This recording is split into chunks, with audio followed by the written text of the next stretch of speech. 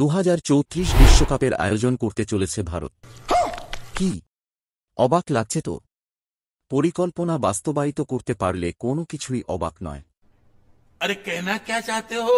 2034 সালের বিশ্বকাপের খেলা মাঠে বসে উপভোগ করতে পারবেন ভারতীয় ফুটবল প্রেমীরা। 2034 সালের ফুটবল বিশ্বকাপের আয়োজক হিসাবে সৌদি আরব একরকম নিশ্চিত। অস্ট্রেলিয়া আয়োজনের দাবি প্রত্যাহার করায় সৌদি আরবের কোনো প্রতিদ্বন্দ্বী নেই। হঠাৎই আসরে ভারত। অবাক করার মতো হলেও এমনই খবর আইএফএফ সূত্রে। 2034 সালের বিশ্বকাপ আয়োজনের দাবি জানানোর সময়সীমা শেষ হয়েছে অনেক আগে। গত 31 অক্টোবর ছিল 2034 সালের বিশ্বকাপ আয়োজনের দাবি জানানোর শেষ দিন। 11 বছর পরে বিশ্বকাপ হবে এশিয়ায়। সৌদি আরব এবং অস্ট্রেলিয়া আবেদন জানায় প্রথমে।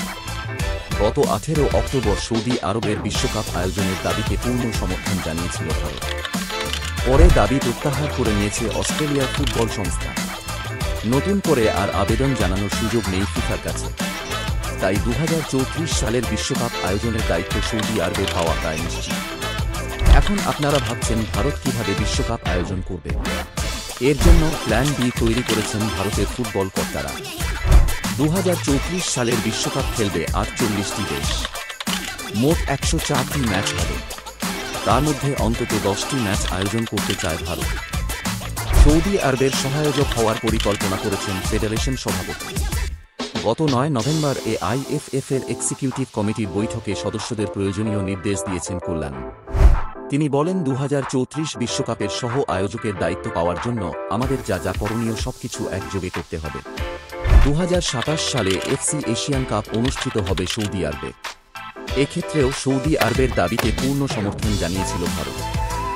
সে দেশের ফুটবলের উন্নতির প্রতিটি ক্ষেত্রে পাশে থাকার বিনিময়ে 2034 সালের বিশ্বকাপের 10টি ম্যাচ সহায়োজন হিসাবে পেতে চায় ভারত।